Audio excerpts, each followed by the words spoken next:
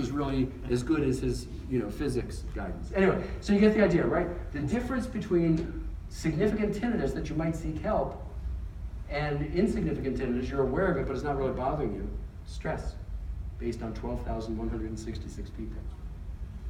So it gets us to the next question. So should we bother measuring tinnitus pitch, tinnitus loudness, or what's called residual inhibition? Now, does anybody remember residual inhibition? Jack Verney started talking about this 30 years ago with the ATA, the American Tinnitus Association.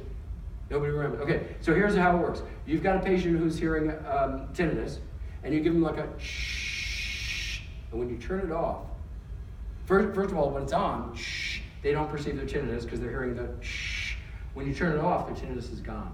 It comes back eventually. So we used to think, like 20, 25 years ago, we should measure residual inhibition, and that would give us a key to who's going to be a good masking candidate. Turns out it doesn't work. If somebody demonstrates residual inhibition, or if they don't, they're just as likely to do well with amplification or not.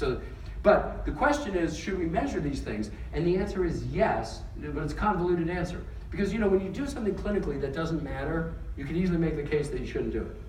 And when you measure tinnitus pitch and tinnitus loudness, you're not actually doing anything that matters to your treatment at all. You are doing this for the purpose of the patient, so that the patient understands that you know what they're going through, that you can replicate that sound, kind of, sort of. If you give them a narrow band noise at 5,000 hertz and they say, oh yeah, that's about it, that's fine. You don't need to exactly frame it. You need to approximate it so the patient in his or her brain says to himself or herself, okay, this guy understands what I'm going through, he can make the sound. That's really important. That's part of placebo, and we're going to talk about how important placebo is because it's huge. So I measure this on every one of my tinnitus patients. I do all of these, but I don't do it because it impacts my treatment. It doesn't impact my treatment at all. It allows the patient to feel comfortable that I know what's going on. And in some respects, this is true with speech and noise testing, which was a lecture I did when I was here 2 or 3 years ago. And Dave Fabry, about 2 years ago, wrote in Audiology Today, the AAA magazine. Dave said, if you're not testing speech and noise with every single patient, you're pissing them off. And the reason you're pissing them off is their number one complaint of all time is speech and noise. And you didn't even measure it. We'll talk about that next year. But you didn't do anything necessarily wrong, but the fact that you didn't replicate the situation that was so important that brought them in to see you, they felt like you didn't get it at all. And again, 50% of all the patients who come into our clinics leave without doing anything at all. So there's some validity there. And it's the same with tinnitus. You have to replicate the sound, kind of, sort of, so they know that you know what's going on.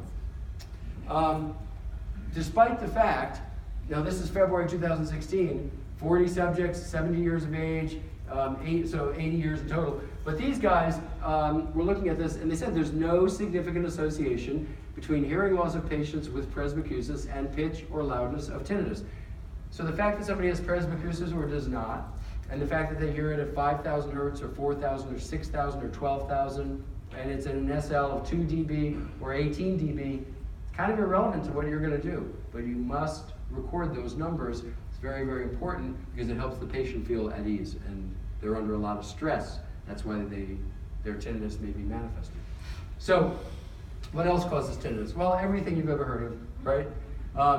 This is just a short list, of course, but you stub your toe, tinnitus. You're running late, tinnitus. You get a bad haircut, tinnitus. I mean, anything and everything causes tinnitus because, again, in my mind, I think it's a manifestation of stress. Highly correlated with hearing loss, absolutely. That's the 80-80 rule, but one doesn't necessarily cause the other. This is Robert Sweeto's caution a couple of years ago. Sweeto, as you may know, was a professor at UCSF for many, many